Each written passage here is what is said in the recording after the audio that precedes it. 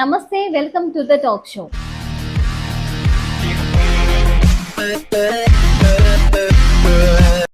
ఈరోజు మన టాక్ షోలో మనం మాట్లాడుకోబోయే టాపిక్ మేడే. అసలు మేడే ఎందుకు జరుపుకుంటారు, ఎప్పుడు మొదలైంది, ఈ వీడియోలో వివరంగా తెలుసుకుందాం.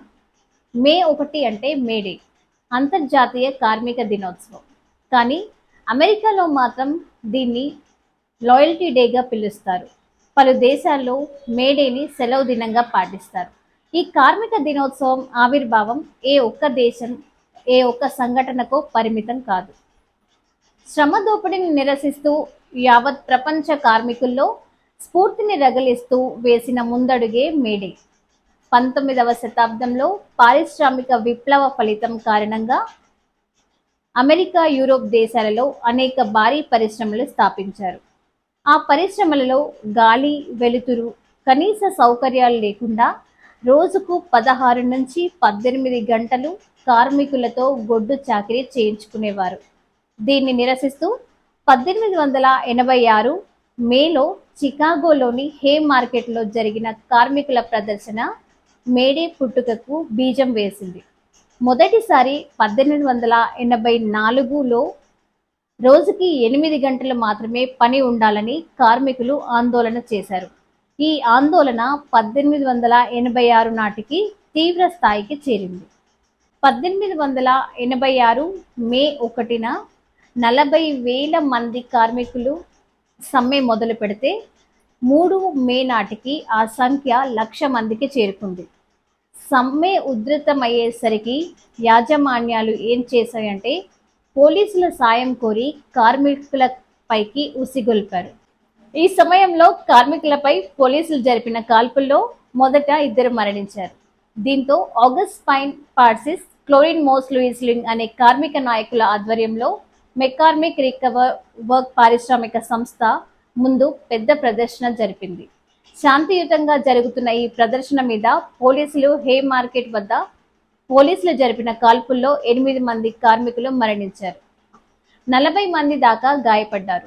తర్వాత రోజుల్లో గాయపడిన వారిలో 7 మరణించారు. ఈ కాల్పులకు కార్మిక నాయకులే కారణమని వారి మీద హత్యా నేరం మోపి అరెస్ట్ చేశారు. నవంబర్ 11, 1887లో ఈ కార్మిక నాయకులను దోషులుగా నిర్ధారించి కోర్టులో ఉరిశిక్ష అమలు చేశారు. దీనిని వ్యతిరేకిస్తూ మరో కార్మిక నాయకుడు లూయిస్ లింగ్ తన నోటిలో బాంబు పెట్టుకుని ఆత్మహత్య చేసుకున్నాడు. ఈ ఉదంతాన్ని హే మార్కెట్ దారుణ హత్యాకాండగా చరిత్రకారులు వర్ణిస్తారు. ఈ సంఘటన అనంతరం 1889 నుంచి 1890 వరకు అనేక దేశాల్లో కార్మికులు ఉద్యమాలు, నిరసనలు, ప్రదర్శనలు చోటు చేసుకున్నాయి. 1890 మే 1న బ్రిటన్లోని హైడ్ పార్క్లో చేపట్టిన ప్రదర్శనకు దాదాపు 3 లక్షల మంది కార్మికులు హాజరయ్యారు. రోజులో కేవలం 8 గంటలు మాత్రమే పని వేళలు ఉండాలన్నదే ఈ ప్రదర్శన ముఖ్య ఉద్దేశం. ఆ పైన అనేక ఐరోపా దేశాల్లో ఇదే నినాదంతో ప్రదర్శనలు జరిగాయి. క్రమంగా చికాగోలో జరిగిన కార్మిక ప్రదర్శనలో చనిపోయిన వారికి గుర్తుగా మే 1న కార్మిక దినోత్సవంగా జరుపుకోవాలన్నది ఒప్పందం కుదిరింది. ఆపై ప్రపంచవ్యాప్తంగా మేడే స్వరూపం మారుతూ వచ్చింది.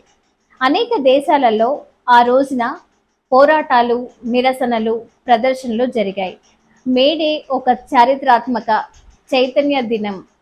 చికాగోలోని కొందరు రక్త తర్పణం చేసి కేవలం తమ దేశంలో కార్మిక వర్గానికే కాకుండా ప్రపంచానికంతటికీ కొత్త వెలుగులు అందించారు.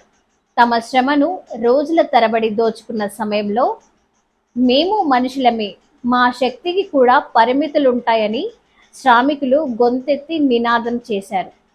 ఈ చాకిరీ మేం చేయలేమని పనిముట్లు కింద పడేసి 8 గంటల పనిదినం కోసం పోరాడి చివరకు ప్రాణాలను సైతం తృణప్రాయంగా త్యజించడం కార్మిక వర్గ పోరాట పటిమకు నిదర్శనం.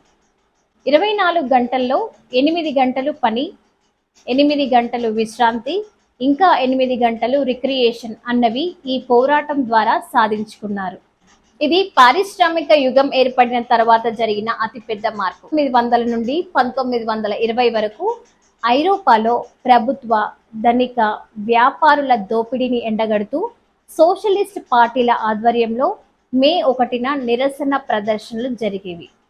మొదటి ప్రపంచ యుద్ధ సమయంలో మేడే రోజున యుద్ధ వ్యతిరేక ప్రదర్శనలు చేపట్టేవారు.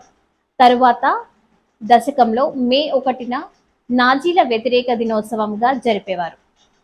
హిట్లర్ పాలనలో ఆ రోజుని జాతీయ కార్మికుల దినోత్సవంగా జరుపుకునేవారు. ఇటలీలో ముసోలి, స్పెయిన్లో జనరల్ ఫ్రాంకోలు మేడేపై అనేక ఆంక్షలు విధించారు. కానీ భారతదేశంలో చికాగో కంటే ముందే కలకత్తాలో కార్మికులు నిర్ణీత పని గంటల కోసం హౌరా రైల్వే స్టేషన్లో 1862లో సమ్మె చేశారు. 1923లో తొలిసారిగా భారత్లో మేడేను పాటించారు. 1920లో ట్రేడ్ యూనియన్ ఏర్పడటంతో అప్పటి నుంచి కార్మిక వర్గాల్లో చైతన్యం మొదలైంది. ఈ చైతన్యంతో మేడేను పాటిస్తున్నారు. కానీ అసంఘటిత కార్మిక వర్గం అన్ని రంగాలలో వచ్చింది. 1985 తర్వాత చోటు చేసుకున్న ప్రైవేటైజేషన్, లిబరలైజేషన్, గ్లోబలైజేషన్ పరిణామాల వల్ల అసంఘటిత కార్మిక వర్గాల కార్మిక చట్టాలు అమలుకు నోచుకోవడం లేదు. రెండో ప్రపంచ యుద్ధం తర్వాత ఐరోపా దేశాల్లో మే 1ని సెలవు దినంగా పాటించడం మొదలుపెట్టారు. అనంతరం అనేక దేశాలు ఇదే బాటలో నడిచాయి. చాలా దేశాల్లో కార్మికులకు సంబంధించిన అనేక సంక్షేమ పథకాలు ఆ రోజునే అమల్లోకి వచ్చాయి. ఇది మేడే చరిత్ర. మరో మంచి అంశంతో మీ టాక్ షోలో మళ్ళీ కలుద్దాం. నమస్తే.